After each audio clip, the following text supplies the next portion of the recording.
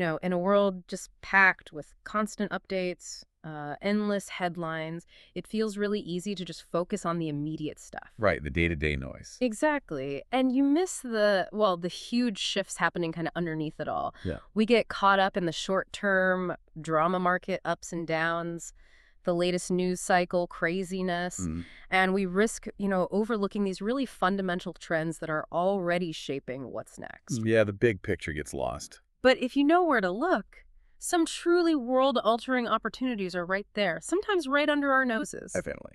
So today we're going to dive deep into one of those unstoppable trends. Our sources suggest it's really poised to redefine, well, everything, how we move, live, work. A big one. It's this revolution that's moving off the screens and into the real physical world, and it seems to be arriving faster than a lot of people think. Yeah, and what's genuinely groundbreaking here, I think, is what our sources are calling physical AI. Physical AI. Yeah, right. For what, nearly 20 years, the digital revolution was mostly behind glass, Yeah. the internet, your phone. Sure. Contained. Exactly. But now that digital intelligence is, well, it's literally breaking through. It's becoming tangible. You can see it, interact with it. Like at South by Southwest recently, the buzz wasn't just apps anymore. Precisely. It was about AI stepping out into the real world. I mean, think about some of the visuals, robots sorting packages in warehouses super efficiently, Uh-huh. or drones flying themselves, inspecting huge farms. And maybe the most striking thing, self-driving cars just, navigating through city traffic. Right, the eponymous vehicle. That's really the star actor in this, isn't it? He shows that physical AI isn't some far-off science fiction concept. It's actually happening right now. So our mission then for this deep dive is to really cut through all that noise and unpack what's actually going on. The reality of it. Yeah, the incredible tech making it work, the profound societal impacts, and of course, the huge opportunities this shift presents. And as we explore this, maybe think about how these changes might directly affect your own life and decisions. Good point. So physical AI, it sounds, well, profound, but how do our sources really define it at its core? What's the simplest way for us and for you listening to really get our heads around it? Well, okay, think of it like this. For decades, AI mostly lived, in the digital space. Crunching data, playing games. Exactly. Chess, search engines, that sort of thing. Our sources emphasize that physical AI is the next step. It's giving that intelligence a body. Ah, okay, a physical presence. Right, allowing it to actually act in the real world. It's intelligence that can move things, manipulate objects, interact beyond just a screen. For years, AI could think, but it couldn't physically do much. Like my smart speaker gets what I'm saying, but it can't make me breakfast. Precisely. Yeah. Now it's about AI actually moving, building, performing physical tasks. And we are seeing the sort of early signs of this everywhere, aren't we? Robot vacuums, smart checkouts, maybe even some delivery drones. Yeah, those are definitely the very early stages. Nascent, you could say. But what's the bigger picture? If we zoom out, how do our sources see this unfolding? Right. If we broaden that view, our sources suggest, well, pretty soon we could see whole fleets of robots constructing buildings. Wow. Specialized drones delivering, say, vital organs across a city. Advanced automation just fundamentally changing almost every industry you can think of. Like the first wave of AI gave us Google and Amazon. Exactly, the digital titans. This next wave, physical AI, it's poised to create giants that directly organize and reshape our physical world. So manufacturing, logistics. Manufacturing, logistics, agriculture, construction, transportation. I mean, virtually nothing stays untouched. The scale is just immense.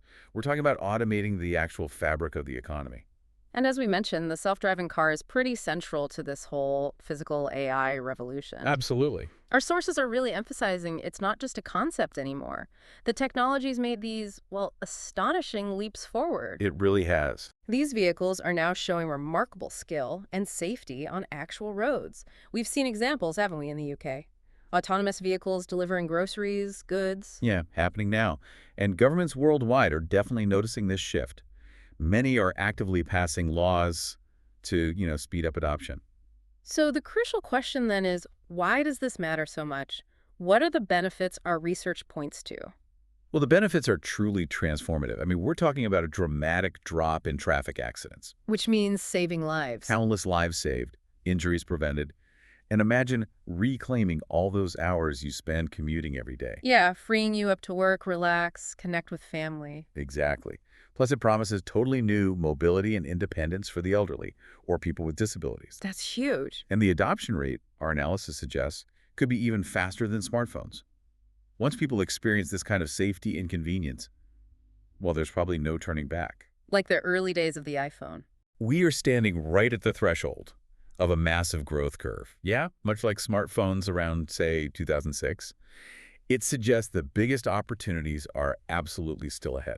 Okay, but for many people, I think the how of self-driving cars still feels a bit like a black box. Understandably. What are the key technologies our sources highlight, the things that actually make them work so well? It sounds like brilliant engineering, not, well, magic. Oh, that's absolutely right. It's less about one single magic bullet and more about the really sophisticated integration of multiple technologies working together. Okay. Our sources really highlight it's not just stacking sensors on a car. It's the advanced sensor fusion algorithms. Sensor fusion. Yeah, combining the strengths of different sensors. You've got LiDAR, which gives you that super precise 3D map of the world around the car. Right. Then there's radar, which is great because it can see through bad weather like fog or heavy rain. Okay, that's crucial.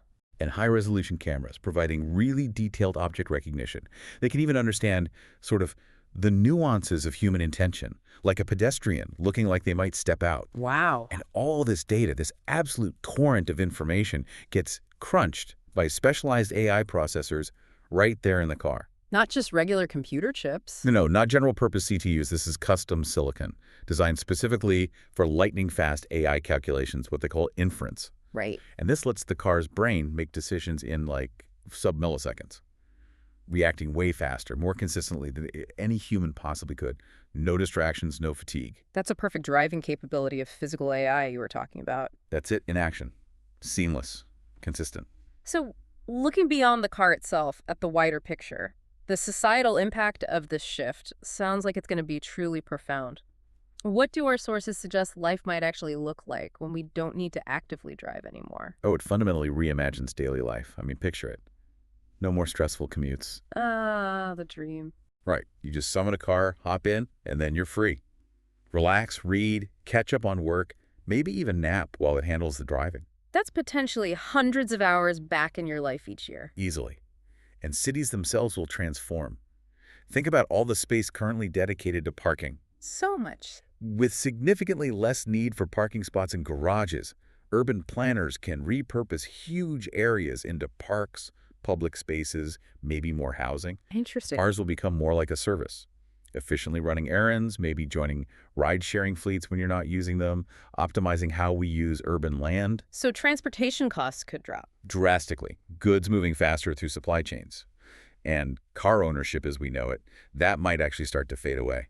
Really? So instead of owning a car... You might subscribe to a comprehensive car service, covering the vehicle, insurance, fuel, everything, instead of bearing all those individual costs. It's a fundamental rethinking of how we live and work. The economic ripple effects will just be enormous. So, okay, if this is genuinely such a monumental shift, where do our sources say the real opportunities are? It sounds like it's not just about the car companies themselves, is it?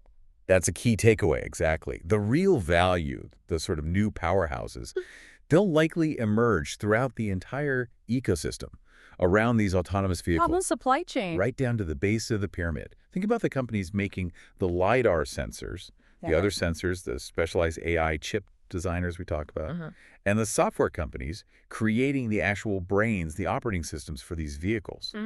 But the insights go even deeper than that. Okay. Well, we're looking at data companies potentially profiting massively from the just unparalleled flood of real-time mapping and environmental data these cars will generate. Ah, all that information. Exactly. Then there's a whole burgeoning market for in-car entertainment and mobile office services, right? Yeah. As commute time becomes productive time or leisure time. Makes sense. Logistics and delivery firms, their costs will plummet, efficiency will soar, e-commerce gets even faster and cheaper. Right. And one really fascinating insight from our sources is the potential for the reevaluation of urban infrastructure assets. What does that mean exactly? Well, imagine how city governments might repurpose huge multi-story parking garages, maybe into vertical farms or community spaces, unlocking immense value that was previously just tied up storing stationary metal boxes. Wow, okay. That's thinking bigger. The opportunities truly are everywhere, from tiny sensors right up to massive networks reshaping entire cityscapes.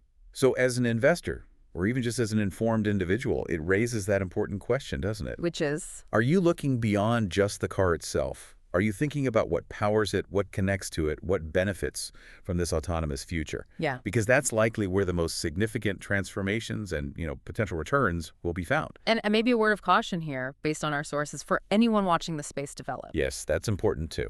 It seems crucial to look beyond the sort of daily drama, right? The headlines about glitches or setbacks or regulatory arguments, often that's just noise. Absolutely.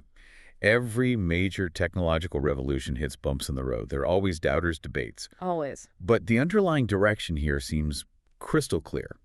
Autonomous technology will ultimately win out simply because the benefits, safety, efficiency, quality of life, they're just too compelling to stop progress. So keep your eyes on the horizon. Exactly.